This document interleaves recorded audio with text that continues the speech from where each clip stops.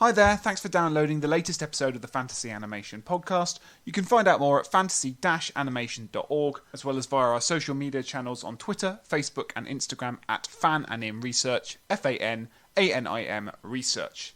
If you like what you see, then please do support the show by subscribing, liking and reviewing the show. A quick written review, 5 stars, would be really, really helpful. It helps make the visibility of the programme even more. It helps us reach more listeners and it helps justify what we're doing to our employers. So please take a minute out of your life to help the show. It would really help us create more content for you.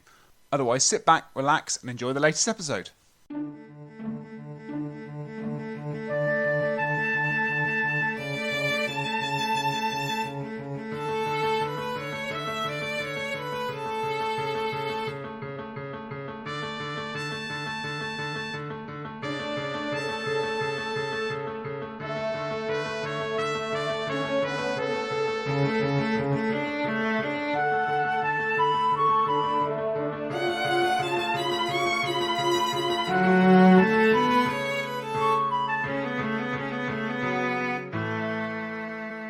Hello listeners and welcome to another episode of the Fantasy Animation podcast. I am Alex Sargent.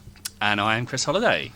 Today, Chris, we're going to do the history of an entire nation's worth of animation in about an hour, which I think is not an exercise in futility at all. I think we're going to do it justice, and I think it's definitely not going to be potted and abbreviated and abridged. Sure. I mean, we've had stabs at this before. We've attempted to make our way through Chinese animation, through contemporary Ukrainian animation, and we're going to attempt to do the same with Czech animation. As you say, it's definitely going to be thorough and rigorous rather than sort of potted and selective, but hopefully gives a good cross-section of the kinds of themes, narratives, stories, that sort of stuff that make up this kind of world of Czech animation. It's going to be interesting to think about different animation processes. It's going to be interesting to think about different fantastical processes. I'm always keen to think about the imagination in different cultures and different nationalities, and I think we've got a range of really wonderful, creative, playful, exciting films to talk listeners through, which are available on the show notes, of course, so do watch along with us if you'd like to see what we're all talking about. But luckily, Chris, it won't just be us. We're actually joined by someone who knows what they're talking about. We're very honoured to be joined by Dr Adam Whybray, who lectures at the University of Suffolk. Adam is the author of The Art of Czech Animation, A History of Political Dissent and Allegory, which was published by Bloomsbury in July 2020. He recently gave a keynote on Czech animation at the Society of Animation Studies conference, and he is the co-host of Still Scared, a children's horror podcast, and therefore he's a podcaster, so he's all right by our book. Adam, thanks so much for coming on the show. Thank you. It's a real pleasure to be here. Well, it's a pleasure for us to have you here. Adam, we tasked you with the impossible notion of coming up with 5 films to represent the entire history of Czech animation, which you've responded to gamely, and we'll go through those films in just a few moments. But to start us off, for listeners who have absolutely no understanding or have any prior engagement with Czech animation, but kind of want to learn and want to know more, could you give us just a sense of what the kind of what makes Czech animation particularly notable as an animation industry, and what gives it its distinct flavour or identity? Yeah, a difficult question, but when we're thinking of Czech animation, I guess we're thinking of animation from what was Czechoslovakia, then the Czech Republic, and now Czechia, but particularly Czech animation rather than Slovak animation, although obviously there is crossover, but there's a large influence of puppetry in the Czech Republic, and that largely comes from Germany. So in the 18th, 19th century, you had German puppet players coming into Bohemia and bringing their puppet plays, often allegorical plays. So Faustus, or Dr Faustus, is one you're probably already familiar with, the Everyman play. I say these were often Christian allegories, so they weren't necessarily for children. And I think that sense of puppetry being an art and a craft, right, an artisanal craft, is very important in Czech stop motion. And then in terms of graphical or two-dimensional animation, I'd say that comes out of these two branches. One, avant-gardism, And it's important to note that Czechoslovakia had its own tradition of surrealism, quite distinct from Parisian surrealism. And then also the other branch is advertising, and a lot of the innovative experiments in Czech animation early on were for advertising films. So advertising soap, laundry detergent, those kind of things. So that sounds like a really interesting mix of influences that might start to help listeners unpack or get a sense or a taste of what they might have installed if they were to watch some of these films. And certainly the little I know about Czech animation is this the importance of puppetry, stop motion and object animation to its history. So we've already got a whole century to cover, but if you could perhaps, I was interested in what you were saying there about the traditions of puppetry that had come out of Germany. Could you say a little bit more about what those traditions were, where they came from, and what kind of distinctive style they had? Because I think that I'm always keen on this podcast to think of animations tied to these kind of practices because I'm the fantasy guy. But it sounds like there's a really rich imaginative tradition that they're drawing from that kind of really helps influence the style and form of these films. Yeah, absolutely. I mean, the puppetry, as I say, largely comes from Germany, and it's part of a broadly Christian tradition.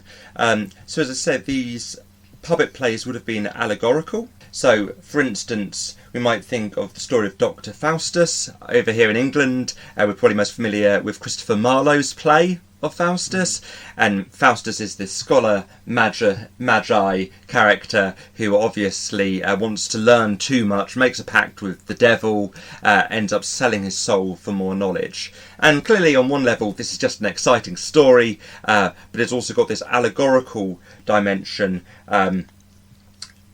It has a Christian kind of moral fable element about not giving yourself over in the pursuit of knowledge at the expense of your soul or the expense of a moral life. So they had a kind of moral tale to them, but they also had little special effects and sound effects, and they were exciting too.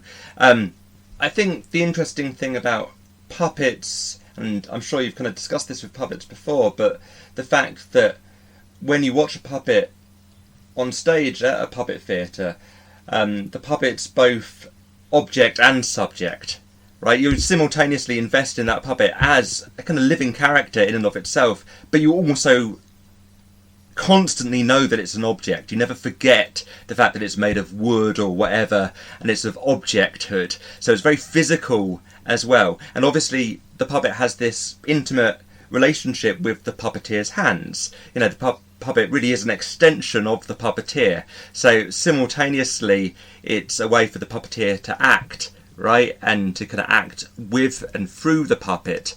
But then the puppet in and of itself is very other, right? It's very much an object in itself. I think a lot of kind of films that have like evil puppets, right, or evil ventriloquist dummies tend to play off this kind of weird tension that the puppet has. Or Being John Malkovich, I think, does a really good job at illustrating this as well. And perhaps that's a good segue into our first movie, which is a film definitely about objects and objects fighting back. So this is a film roughly translates as Revolution in Toyland 1947. It's a live-action animation hybrid, so it's lots of live-action footage interspersed with lots of stop motion. I think the rest of it I'm going to leave to you, Adam. Tell me about this movie and give listeners a sense of what it's all about. Yeah, so this is a film I chose partly because it was co-directed by Hermína Týrlová, and Hermína, much as Trnka is called the grandfather of Czech animation, Hermína Týrlová is often referred to as the grandmother of Czech animation. She had a remarkably prolific career, working right from the interwar period right through into her old age. And I think what's so remarkable about her as an animator is the amount of different materials she works in. So she's got these beautiful wool animations in particular, in which she does incredible things with wool, and in which it seems like these balls of wool just sort of come alive. Seemingly, you really do kind of just believe that this wool has sprung to life in her films, but also with puppets, some kind of two-dimensional animation, and there's a real kind of gracefulness and I guess a kind of compassionate beauty, I'd say, in her animated works. There's kind of an earnestness and sweetness to her filmmaking that I just find like really moving. She was, importantly, the first wife of Karel Dodel, and I mentioned that because the Dodels were the kind of first filmmaking pair or team who worked in animation.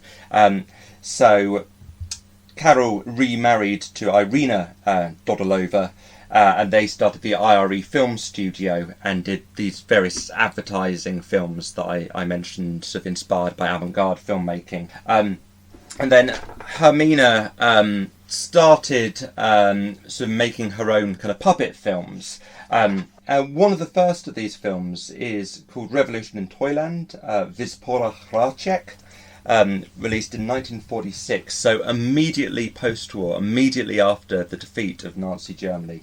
And it was co-directed with František Sádek, who went on to do live-action filmmaking rather than animation.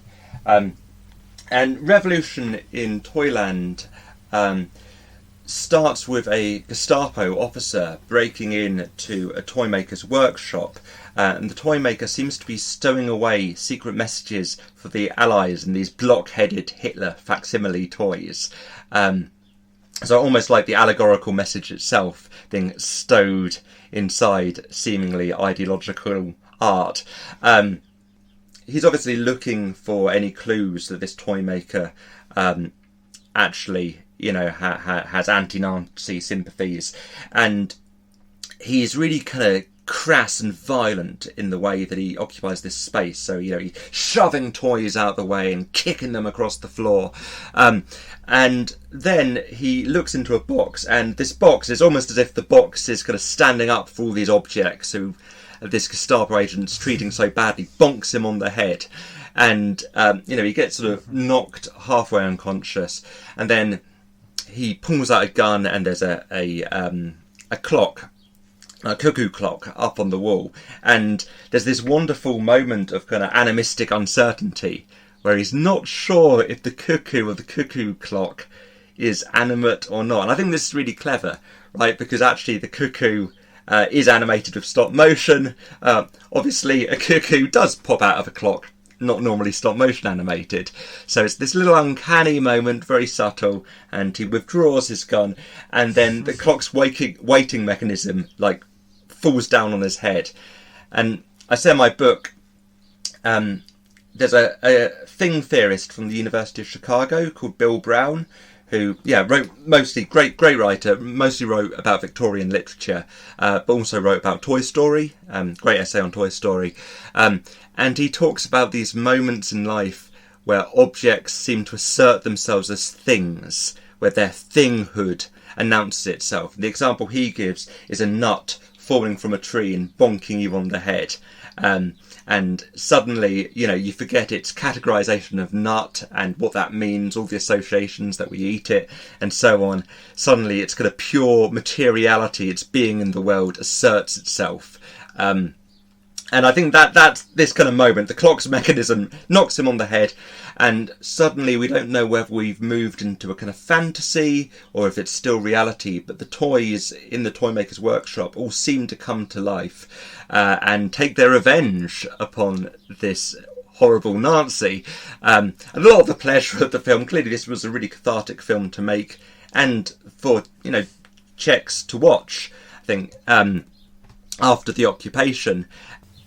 Yeah. It was very Gulliver's Travels. I thought that bit as well. I know Alex will have lots of things to say about fancy. I loved this film. I think there's lots of bits in it that sparked my interest. Animation's relationship to the sort of famous toys come alive narrative, which I know Paul Wells in his book on understanding animation kind of mentions that it crops up quite a lot, especially in the early 20s and 30s, going and even the Bill Brown stuff you mentioned. I think, if I remember rightly, the article is called something like "How to Do Things with Toys" or something. And I do remember it was one of the first things I read when I started my PhD, thinking about, God, people are actually writing about Toy Story. This is wonderful. Let's get on board with this. But I liked the connection that the film makes. First of all, the connection that the film makes between animation and politics and resistance. One, that the toy maker himself is doing an act that is underground or is itself rebellious or it is itself a mode of resistance, when he's playing with the Hitler doll at the start and positioning the arms into the sort of salute position and sort of laughing to himself, and then having to flee when the officer turns up to the toy maker's space, cabin, whatever. So I liked that. Animation being itself considered an underground practice, and we could read lots into that, and the space of craft and so forth. But then when the toys come alive, the fact that animation becomes this vessel for political resistance, and the fact that the officer becomes this threat. I wrote the officer is a threat to kind of expression and creativity that is embodied in animation, and yeah, and the only thing I'll add to that is that I was struck by, obviously we talked about it, there's this kind of slight ambiguity, but it's kind of evoked that there's a kind of move towards a dream halfway through, right? So you kind of get the animation functions as a kind of disruption or a sort of playful sense of exaggeration or even miscommunication, right? There's the sort of, he sees this sort of silhouette of a toy that looks like Hitler in the window, and that's kind of what triggers him. And then we move into this dream sequence, a la kind of Wizard of Oz. There we are, obligatory reference of the week. And then the animation kind of takes hold. And so there's also a theme that I'm sure does come across in the other films of kind of the evocation of dream or animation as a dream or movements as dreamlike, and that kind of murky world between a waking dream and a hallucination and all this sort of stuff that these films are deliberately trying to evoke as part of their kind of their rhetoric. So it's fantastical, kind of explicit, not just kind of implicit. It's there evoked. Yeah, I think that's part of a re-enchantment of everyday life. I'm also interested in the fact that I obviously, so it's 1946, and just for some history context, so this is sort of whilst communist rule is in the process of being established. Is that it hasn't kind of been codified, but obviously the Nazis have been defeated and we're moving towards that. And I thought that was interesting because the politics of the film are very anti-totalitarian, aren't they? They're very anti-control. They're very anti, and unfortunately, as the lessons of history tell us, I think what will be the Nazi in this film evoked directly will be the communist government evoked indirectly in sort of 20 years down the line. But this kind of same lack of respect for authority, particularly in all-controlling, all-powerful and anti-creative authority, really is there on the screen. And I was thinking when I was watching it, I'm not sure the communist government would have gone with this, but then of course it's not quite when power has been completely codified and established. So that does make sense. Yeah, I don't even know if the coup d'etat would have happened by the time that this film was made. Right. As you say, this is a really transitional period. But it's true that Czechoslovakia's history before the Second World War was of a new liberal country in the interwar period. And you definitely see when Václav Havel, let's say, is writing in the 60s, and when he eventually does become president, he makes a lot of appeals to the Czech history as a liberal democracy, basically. Right. So I think, it's true that all of these films are questioning, critical, resistant to authoritarian power structures. Yeah. Well, there we are. Let's move on then to our second film, The Hand. So this is, even I'd heard of this. So yes, and that's saying something. So Jiří Trnka, 1965. Adam, tell us about The Hand. Yeah, I mean, Ruka comes very late in Trnka's career, it's worth pointing out. So, he'd been working right since, at the same time as Týrlová. So, as I said, he was a children's illustrator, but he started off making graphical animations in the immediate post-war period, very indebted to Disney and early Disney, but quickly moves into puppetry. And interestingly, he designed and made all the puppets himself. He makes these incredible set designs. Obviously, he directed, but he never actually animated the puppets himself. His assistant animators always did the animation for the stop motion, interestingly. But yeah, this comes right at the end of a very productive and very successful career. I argue in my book that Trnka's films can be read as political and as criticising the Czech communist regime, but certainly in very subtle ways. And actually, he was, given quite a lot of awards and financial remuneration from the party. And Trnka knew how to live well. There's a great blog article on the late Gene Deitch's blog, where he knew Trnka, like when he was over in Czechoslovakia making his Tom and Jerry cartoons. He was friends with Trnka, and he talks about Trnka being permitted to go on these shopping trips into Europe and coming back with barrels of caviar, for instance. So Trnka, knew how to live well. His films tend to really celebrate traditional Czech life. So his early films like The Czech Year, or Old Czech Legends from the early 1950s. These films are set generally in the past, in rural locations, and they focus on Czech peasant living. He then did some adaptations.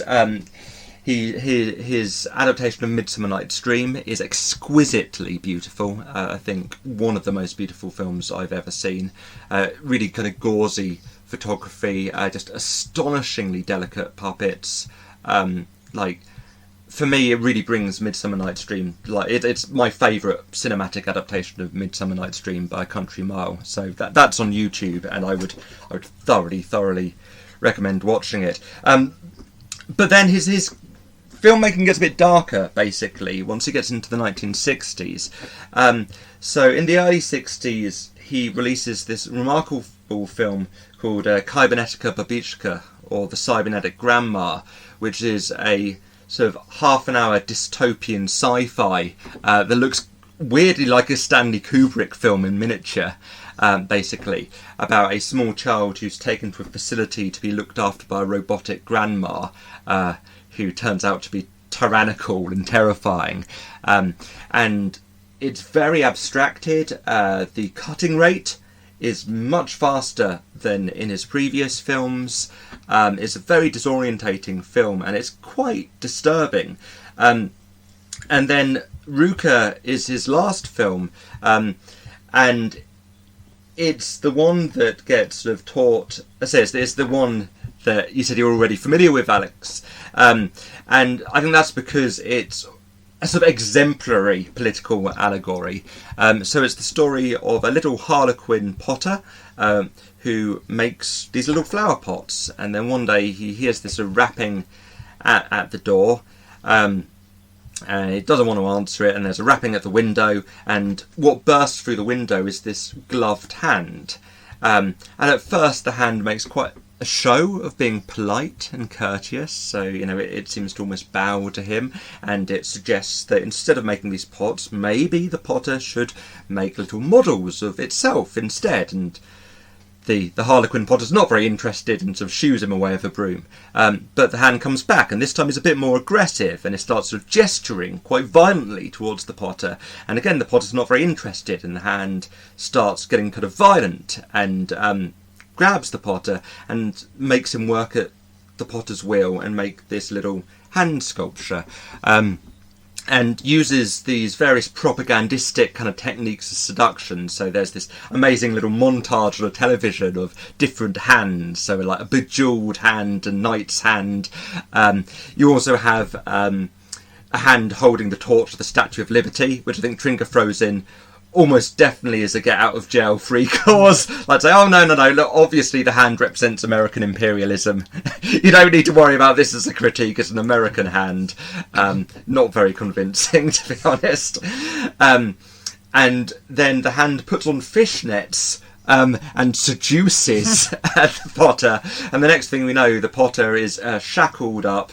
We already knew as a puppet, but now he's very much a puppet with strings, and he's being puppeteered to make this giant sculpture of the hand. He escapes, makes his way back to his little apartment, quite a lot worse for wear, a bit paranoid now, and tries to board up the doors and the windows to stop the hand getting in again, and eventually, in boarding up the wardrobe, knocks off a pot that was on top of it. It knocks him on the head and actually kills him. And the next thing we know, the hand is giving the potter a state funeral and dressing him up nicely in his coffin before giving what looks like a Nazi salute. And the kind of plot of the film mirrors Trnka's own fate very disturbingly, in that Trnka died a few years after the film's release and was awarded the official title of National Artist, so celebrated as a great artist by the Czech Communist Party, and then the hand was of course banned outright, locked away, and wasn't seen again until the fall of communism. The idea of the hand on one level suppressing the artist's work, and then in his death hypocritically celebrating him is very much what happened to Trnka himself, which does give the film a very eerie, disquieting quality when you know that. Chris, if you don't now mention the hand of the artist, I knew that was coming. I've written it. Get thrown off the podcast because I'll do it just as it's only because you mentioned Adam that Trnka's obviously got a kind of very complicated. I think it's very tempting to read this. Well, it's very easy and very tempting to read this movie as a sort of outright allegory against communist rule, and he is the potter who is being kind of moved and manipulated by this imposing, powerful, authoritarian hand. The only thing to wrinkle that, I just thought was Chris often talks about kind of early animation and the role of the hand and the artist, and the hand being indicative of the artist's creativity and agency and authority. The hand is, there's a film coming up, we won't spoil it just yet, where we see a hand draw a lot on the page. So I was very interested in of all the metaphors, a hand, because of course it's the hand that moves these objects. It's the hand that animates. It's the hand that makes stop motion a craft. So is there anything to say about the kind of slightly murky metaphor of using an emblem of animation as also as a potential allegory for kind of authoritarian expression? I suppose I'll jump in and then defer to Adam. I think actually the hand of the artist is this long-standing trope that we've talked about, we will continue to talk about, we will have special episodes that will either have been out by the time this one is out or about to be out on things connected to the hand of the artist.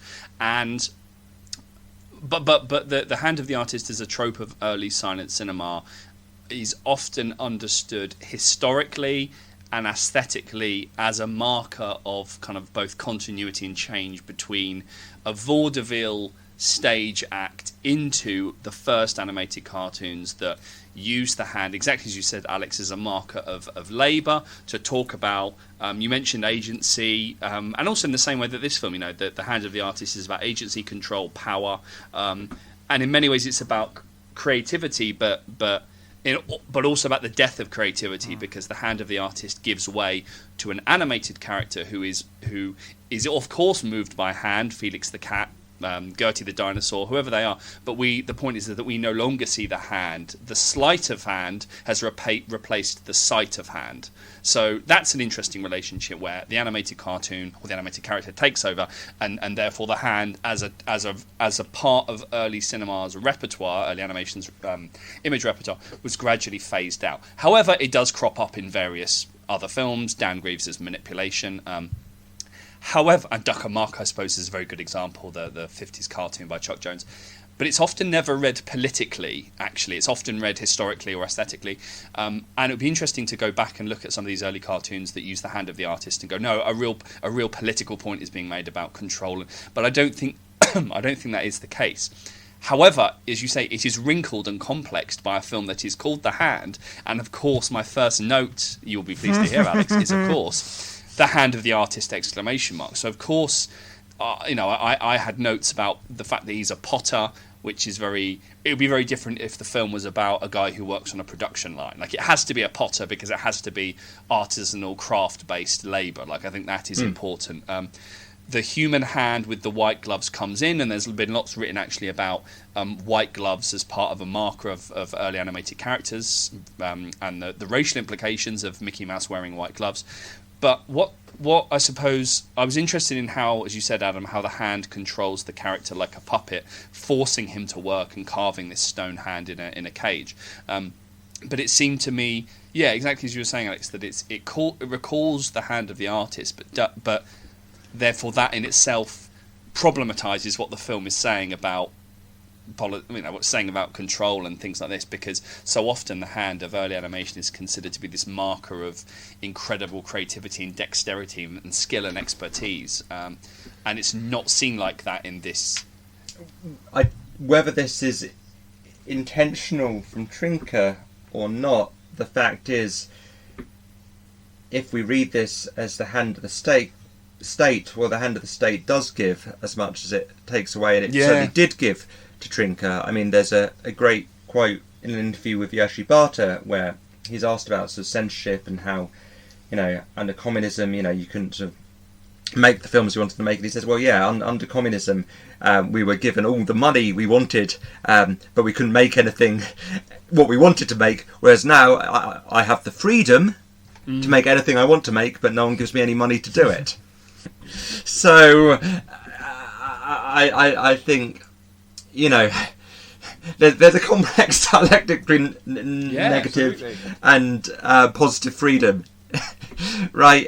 In as much as Trnka was a state-sponsored artist, right? And clearly there's resentment there, but there must also be a acknowledgement that it was the state that was allowing him to make these films on some level.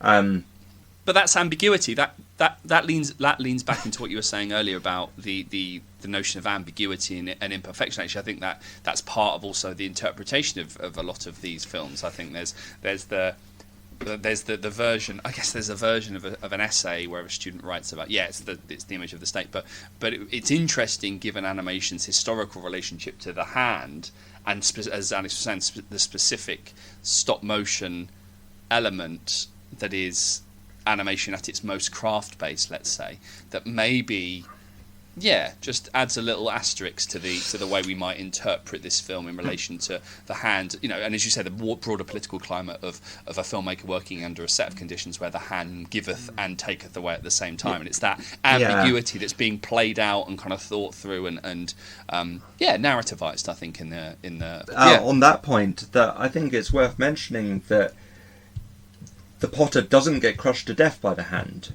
It would have been very easy for Trnka to end this film exactly with the hand. You can't see this, but Christopher just did a sort of gesture of a hand thumping down. Monty Python and the foot. That's what I was thinking. The hand. Now that's not what happens. Realistically, the potter causes his own death. Really, I mean, it's not as simple as he's just a victim. What happens is that the potter is worked up into a state of so much paranoia that he's banging his own cupboard very violently, and this banging of the cupboard, hammering the wood against the door, is what causes his own pot to fall on his head and kill him. he's been worked into that state by the hand, but really this is also about internalised censorship. Because censorship is just as much something that happens psychologically as it does externally. Because I think it's worth pointing out this was made in the 1960s. You know, Czech artists were not being sent to Siberia or anything. You know, there weren't really show trials in this period. You know, I think it's very easy to kind of flatten the difference between, say, Stalinist Russia across all of the Central Eastern European countries under communism. You know, 60s Czechoslovakia went through a period of comparative liberalism, and yeah, after the Prague Spring, this period of normalisation, things were, you know, censorship was brought back in, but, you know, Trnka's making this film under a period of comparative liberalism. He certainly wasn't really at any risk of being arrested. You know, I think it's very easy from a kind of Western European perspective to kind of just always imagine the worst, right? And I think it's worth pointing out that often censorship, you know, what was self-imposed to a degree, right? That it's more complex than just, oh, I can't do this. There's a sense of, well, I want to get my film out, and I want to make this animation, so, okay, I'm going to have to submit my screenplay to the censors, or maybe someone's going to look in while this film is being made, so, okay, I won't put this in, and I'll hedge my bets a bit. And you see that in the film itself, right? As I say, in this montage of television images, Trnka is hedging his bets. You know, I honestly think the reason he puts in the hand holding the torch of the Statue of Liberty is to just slightly muddy the waters. And when we have that montage of hands doing different things, you know, there are just as many images that could be read from a pro-communist lens, if you wanted. You know, it's you know, he's trying to play it safe. So I think what I'm saying is I think there's a certain amount of self-recrimination at work as well. You know, I don't think it's a self-loathing film, but I don't think it's as simple as, oh, this poor victimised artist who has such a hard time of it. I think we are seeing that the artist also plays his own part in the game. Yeah. And there's also, which I think is what makes it a powerful film. I agree, and you know, the way I kind of saw it was, there's another way of reading it. Is sort of, you know, it's not so much an allegory for authority versus the creative process. It's an allegory for kind of, you know, the conservatism of the internal creative process, right? The internal struggles one goes to when one tries to create, in that desire to be different and unique and express oneself, versus one's desire to kind of to follow structure and to be recognised and to be working with the system. And I think, you know, there's that reading of it as well, right? That actually it's an allegory of his process internally, as much as it is a battle between the kind of the desire of the artist to express themselves and the battle of some other external force to stop that expression. So yeah, there's so many different ways you can take the allegory, and that's what makes it so wonderfully kind of fabulous. Is that the simplicity of the imagery, or the kind of, you know, archetypal, or I don't know what the right word is really, of the symbolic nature of the imagery makes it those readings possible. Yeah, I guess we should move on, Al. Yeah. I called you Al, we'll cut that out. Alex. Never done that in 100 episodes, but fine. Nope. Yeah, so we'll move on to the next film, and thinking about some of the themes that we've picked up there. So now, no surprise, this was my favourite. This is Jabberwocky by Jan Švankmajer, 1971 now. Hadn't seen it before, have seen his adaptation of Alice, because, you know, I'm a fantasy media scholar. It's kind of part of the deal. But hadn't seen this one, to my shame, and found it fascinating. Starts with the Lewis Carroll poem, which we might talk about, and then offers a kind of loose adaptation or poetic visualization, or frankly just something else entirely, that seems both, I've written both assaultive yet also playful in kind of its tone and delivery. So unpack this one for us, Adam. The Jabberwocky. Well, I was going to say, Alex, I think it starts, I might be wrong, but doesn't it start with the bottom being smacked? Starts with the bottom being smacked. Sure. Importantly, I would say, yeah. Absolutely. Yeah, and we'll start with that and go from there. I mean, Švankmajer says this is simply the psychosexual development of a child, which makes sense to me. I don't think it exhausts it as a reading, but it's clearly a film concerned with the period in which Alice in Wonderland was written, right? So it looks like it's a Victorian or maybe Edwardian playroom that we've got. So the film is filled with these antiquated objects that Švankmajer must have picked up over the years from flea markets and antique fairs, etc. And these are objects that really kind of wear the signs of dilapidation on them. So in some level, the film is itself a little museum of childhood. You know, it's a little cabinet of curiosities of these fabulous kind of children's toys and puppets and objects that Švankmajer has collected. Švankmajer is a filmmaker who wears his infantile destructive impulses and his anxieties on his sleeve, right? And this, to me, feels like a film that's working through, on some level, aesthetically and productively, infantile childhood impulses. So, as I say, we start with the image of a smacked bottom, right? The most, you know, I think for anyone who's ever been spanked or smacked, or anyone who ever even had that threat or that sense as a child that was on the cards or a possibility, right? It's a great image because it immediately, you know, we cut to it. It's not a kind of image you tend to see very much, and that is a very jolting image, as Švankmajer's editing often is. And I think immediately it gets you into that headspace of being a child and being scared of adult authority. And so much of the experience of being a child, you know, and this is true even if you have the loveliest parents, I think, and the loveliest school, is one in which you have to defer to adult authority. And there are all these weird rules around you that make no sense to you whatsoever, and you are told you have to follow them. You have to go to bed at a certain time. You have to do this. You have to do that. If you don't, you will be punished. So this film is about how a child's unfettered imagination, in which reality and fantasy are very blurred. Melanie Klein uses the term fantasy with a PH, about how this state is drained from a child as they're socialised into adulthood, basically. And he's using the Victorian setting as the kind of example, the exemplar of this patriarchal socialisation process. Yeah, no, it's interesting. I really wanted to talk about surrealism with this one because, I mean, I was just in heaven there. Melanie Klein, Jabberwocky, this is all my kind of stuff. So I'm on board. I didn't quite think about it in that kind of developmental process, but it completely makes sense what you're saying there, and I can see that reading being very persuasive. I thought about it slightly more on just kind of a basic kind of... I thought about it in relationship to the poem, and obviously the poem...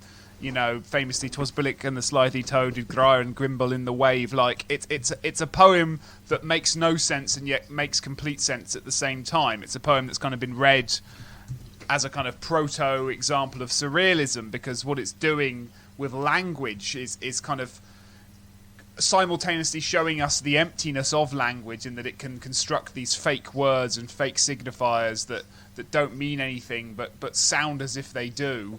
And yet also kind of show the overdeterminacy of language in that anything can mean anything because it's symbolic.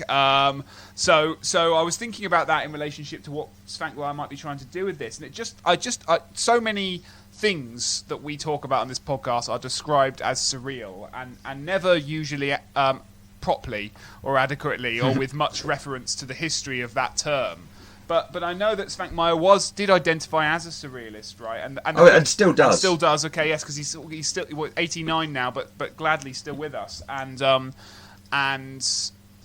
just how does the role of surrealism fit in either with Švankmajer's work or kind of with Czech 1970s culture or mid-century culture, and how might that help us understand this a bit better? Okay, well, Švankmajer divides his career into two periods.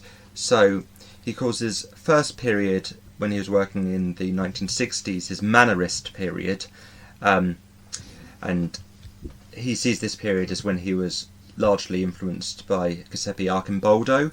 So Arcimboldo did those composite paintings, like the faces made of fruit, for instance, and these films tend to be structured very rigorously according to Sergei Eisensteinian editing. Okay. And they often work like little clockwork systems, and they're Švankmajer kind of working through his obsessions, often as a collector and a formalist. And then he wasn't banned from filmmaking exactly, but pressures were put on him, and he was unable to secure funding for filmmaking in much of the 1970s. So this was one of the kind of last films he made for a while. He then went back with adaptations. I think often a filmmaker who kind of wants to do something political but is being constrained by the regime often turns to adaptations. You know, Trnka does this, Švankmajer does this. Švankmajer started doing Edgar Allan Poe adaptations, which are amazing. But in, I think it was 1970, Švankmajer joins the Czech Surrealist group, and for him that marks a complete turning point in his work. I think partly because then he's with a group of like-minded individuals, and for Švankmajer, surrealist is not an art historical term, and it's not an aesthetic term. It shouldn't be described as a style. It's a way of being and a way of living. You know, it's more than that. And to be a surrealist is to live surrealist as a surrealist alongside and with other surrealists. With the surrealist group, you can almost think of it as a parallel polis, right? As like a little world in and of itself. I think to a degree, the surrealists, the Czech surrealist group, they're a little enclave, right? You know, a little club or a little group who find liberation through the imagination. And so I think it's important to see his filmmaking as becoming just part of that. Right? I don't think Švankmajer would see himself first and foremost as a filmmaker or an animator. He'd see himself first and foremost as a surrealist. I'm really interested in this issue of mannerism. One of the chapters in my book is about mannerist comedy in the computer animated film, and looking exactly at those Arcimboldo paintings, spring, summer, autumn, winter. There are many others that are about the composite or bringing together fruit and veg, and there's even a character from a computer animated film, The Tale of Despero, called Boldo, who is made up of vegetables. He's like a sentient kind of grouping of vegetables. One of the things I remember doing some research and thinking about a mannerist scheme or a mannerist way of presenting information that is that goes under the term a syndeton, the sort of collage effect. You mentioned Eisenstein, but this kind of collage effect that is literary, where one or more conjunctions are deliberately omitted from a series of clauses. So you find it a lot in political speeches, but you remove the or an a to make things punchier, and while it looks a little bit fractured, it kind of still makes sense. The coordinators are missing, but the conjoined are still kind of make sense and become coordinated. Anyway. This is perfect for a nonsense poem. Well, one, I think it's mannerism has often been, if you Google this literary technique and mannerism, you get Roger Fowler saying mannerist style is hermetic and ingenious, full of paradoxes and puns, a syndeton, hyperbole, and pleonasm. So essentially, I think one of the things that I like about Arcimboldo's paintings are they are the conjunction of lots of things pulled together. They're kind of an artistic version of this literary practice. In the case of Jabberwocky, which is this nonsense poem that seems well served by animation more generally, because it's the kind of cumulative effect of all these different things that might appear unconnected, but actually, or disconnected, but actually they still kind of make make sense. And so you pair things together that shouldn't be paired together, but actually there is a coordination or a coordinated relationship between these things.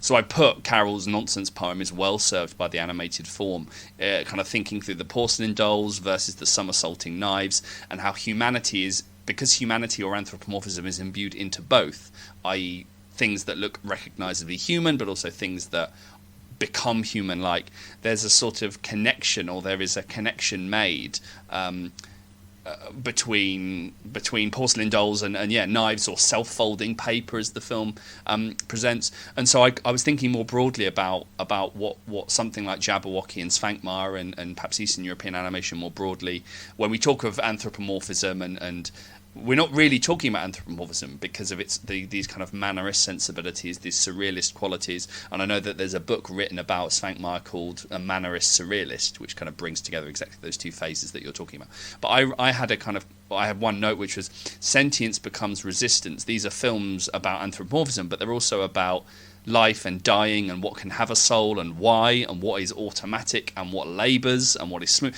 and all these other things that sort of get swept under the carpet when we talk about anthropomorphism. But actually in a film like Jabberwocky, where so much of the world is open, and all these objects that have a use before they came to the film and will have a different kind of use after the film, because the film brings them together in this sort of disconnected way, it means that we're not just talking about anthropomorphism, we're really talking about all these really exciting kinds of bigger questions about vitality and the soul, and that's why I really like these kinds of... They're often impenetrable, I think, and a lot of students and a lot of audiences and might be like, I don't quite kind of get it, and I definitely rewound and watched a lot of them again because I was trying to make these kinds of connections, which I think is why they're so interesting to interpret and to kind of think through. But that was my kind of thought on it, that humanity becomes this bigger question that these films, kind of open up, really. Let's move on to our fourth film, because I'm conscious of time, which is The Design, which I did not know about. Jiří Barta, 1981. So we're in a slightly different periods. We've gone from the 60s, we're in the early 70s, now we're in 1981. This is the shortest film that you've asked us to watch.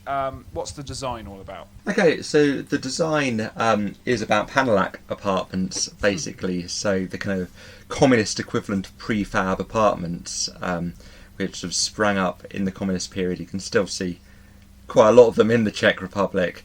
And it's basically an architect's drawing board, drawing out these apartments and then having to cut life down to size.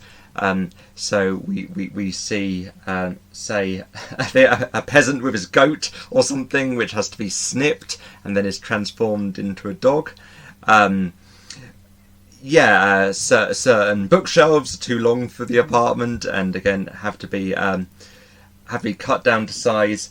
And at first all the different apartment dwellers have their own kind of rhythms and their own music and melodies, and these kind of get flattened, sadly, into homogeneous nothingness. I think Barta as animator, I think Barta's really overlooked actually as an animator. I don't know if it's because all of his films are quite different.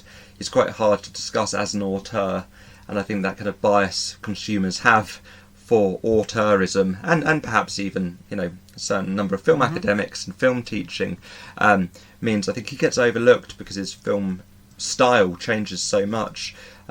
But he does have thematic interests which you can see throughout his films, and I think his main interest is in how space and time conditions human behaviour, which may seem like a kind of big abstract kind of interest, but I think actually he really manages to communicate this idea in quite a straightforward way. And I think The Design is about how designs impose ways of living and ways of being in the world, and that if you have architecture which really reduces people's imaginative freedom and just ways of living, then you have reduced living, you have reduced lives. I think Barta often feels that people should return to kind of more natural rhythms. A Ballad About Green Wood, which is probably my favourite of his films, is really a kind of celebration of the rhythms of nature and how variegated the rhythms of nature are. Whereas he tends to be very suspicious of clock time. I don't know if he has trouble getting out of bed in the morning, or he just hates having to work to a schedule. But clocks and watches tend to be very negative symbols in Barta's filmography, things that are restrictive of human freedom. Okay, actually, Adam, on that note of rhythms, the way I encountered your work, I've recently been looking at rhythm analysis and looking exactly at this kind of interplay between, I guess, cosmic and linear rhythms, different ways of kind of living through the world. And a recent podcast we did live at the BFI on Your Name, still available. I talked a little bit about this, but the way that I came to it was actually through your book on Czech animation, because you talk about rhythm, and that sort of got me into thinking about rhythm analysis and the production of space and all that sort of stuff. Yeah, so I wondered, Lefebvre's yeah, exactly. So given what the design is about and the sort of positioning of characters in a series of rigid, regimented apartment blocks. So the film begins with the same sort of hand of the artist trope that we've kind of talked about, which is a nice and actually recurs throughout the film as the hand comes in and places all these different ornaments in particular kinds of kind of domestic spaces. So you get bookcases, sofas, paintings on the wall, that sort of stuff. What is this film saying about rhythm? Because you have all these I want to say anonymous lives or anonymous bodies and anonymous homes that are placed in this grid, this architecturally designed grid of spaces. How does that link in with rhythm? Because I like the way that Lefebvre talks about it, the way that you talk about it, how we are positioned as the convergence of different kinds of rhythms. So this film and animation itself being a kind of rhythm is often talked about as rhythmical. Why is Barta's design so good for thinking about rhythmical existence, let's say? Well, I think it's a critique of rhythms being opposed from top-down ideology, basically. So I think the Panelak apartment building is kind of an embodiment of communist ideology, in as much as they're all the same, right? They're very efficient to construct, that they're utilitarian, right? And if you have a society structured around use value, basically, and I think capitalist society is just as much structured, if not more structured, around use value and capital, right? Communism, I think, is equally concerned with use value in a different sense, but I think Barta is saying that a society that's structured around use value restricts rhythms because it wants everything to be efficient, right? And that makes for stop-start rhythms, basically, because rhythms, if we want something to be efficient, we need to be able to measure it, basically. To be able to say how efficient something is, we need to be able to measure it, and that means being able to say when it stops, when it starts. It can't be something that flows and transforms in a way that's hard to track. It's got to be something that we can put a start point and an end point, that we can get our ruler out and be able to chart. And that's what he's saying about these buildings, that they're very chartable and that they're measured exactly to the nth of a degree of their life, and that this is then imposed on the lives of the citizens. And so a lot of things we do in our everyday life, they don't have obvious use. Right, a lot of the time we fritter away our time in ways that aren't useful. Right, a lot of what we do in our everyday life isn't useful. Right, and whether that's something like standing and staring at a tree, or the objects that we put in our apartment just because we think that they look nice. Sometimes we have a bunch of clutter, we don't even know why we have it.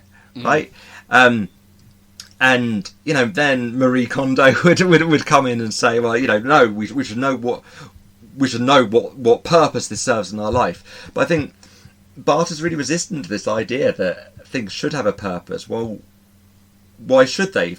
Like, a lot of nature is actually messy. People always talk about nature being designed, right? And people say, oh, such as like, hear these arguments all the time about vegetarianism versus eating meat. And people say, no, we're designed to eat meat, or no, we're designed not to. And we're not designed at all. Like, evolution is random freak mutations and happenstance, some of which work out. And some of which, get left over, like our vestigial tails, right? Like, there's lots of chaos and randomness in nature and in life. And I think Barta's saying that these rhythms are messy, right, and intersecting, and that they're hard to measure. Yeah. Because I think its life is being killed, basically, as far as Barta's concerned. Because, once you get rid of the messiness of rhythms and the intersecting rhythms, I think Barta feels like what you're left with is a corpse. Basically, you've chopped up life. Right, last film. Yeah. A king had a horse. So now we're in 2011. Am I right? Yes. We're post fall of the Berlin Wall. This is more of a flavour, I guess, of the state of contemporary Czech animation. But you'd be better judged to tell me that. So tell listeners that than I am, Adam. So yes, a king. Yeah, that was the idea. So this is a film I discovered through Anioint. I don't know if you've gone on Anioint before. It's a Czech site, but I find it a really valuable resource. A lot of the films that are made by students at FAMU and by Czech animation students and animation students across the world end up being distributed through Anioint. So it's an free online streaming platform, and I found lots of really amazing work on there.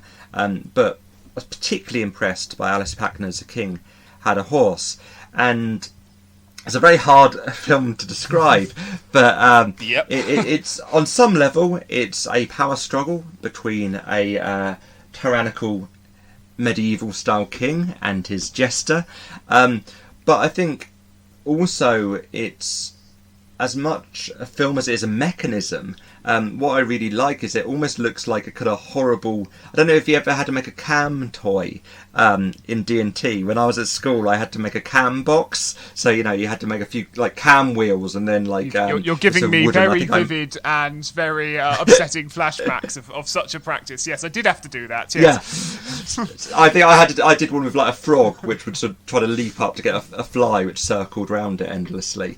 But to me, it looks like a kind of maniacal, monstrous cam toy come to life, this film. So it's almost like you've got this sort of strange, like the whole kingdom of the king takes place in these different rooms which are all interconnected, like some kind of horrible mechanism of pipes, basically. So and what happens in these rooms is quite obscure. So there's one room where there are these sort of spherical balls with faces on, and they kind of get stamped, and then some of them aren't good enough and they get sliced up and then taken through the pipes into another chamber, and the king also has this horse which he sort of entertains himself with, which sort of runs on endlessly, and it looks a bit like Muybridge's horse at the birth of animation, which I'm sure Christopher's nodding there, so I'm sure that occurred to you already. Yeah. But yeah, I just think visually, and everything's articulated. I mean, you can see the articulation of all the puppets as well. You could see the joints. So one thing I find really fascinating about it is like whether you're kind of relating to these objects or puppets as a whole, as like, okay, this is a king, or whether you're just looking at its individual parts, like this is the tongue.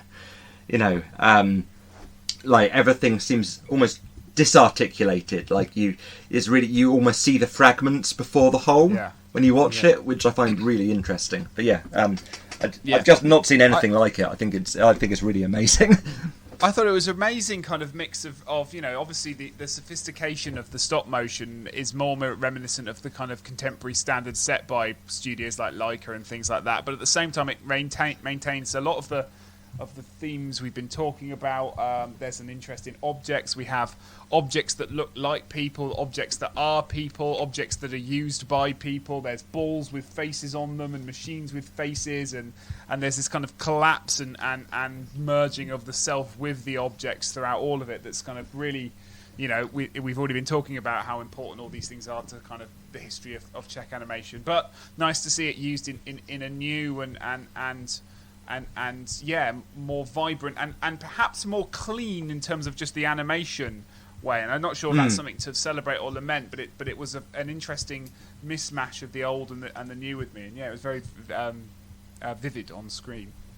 In your book, Adam, I know you talk about it as this sort of allegory of power relations and how that notion of power and humanity, maybe an agency, is then played out exactly through what you say, this sort of quasi-steampunk objects as characters, but also explicitly fragmented and disarticulated, and perhaps what that then means for an audience who is trying to kind of cobble together this story of fragments that relate to this clash between a king and a jester. I mean, I had notes on kind of objects and pulleys and skulls and these kind of monstrous characters, but still recognisably human. I like the way that the drama of the narrative works is that we need to read them broadly as sort of humour. And actually it reminded me of something that you said.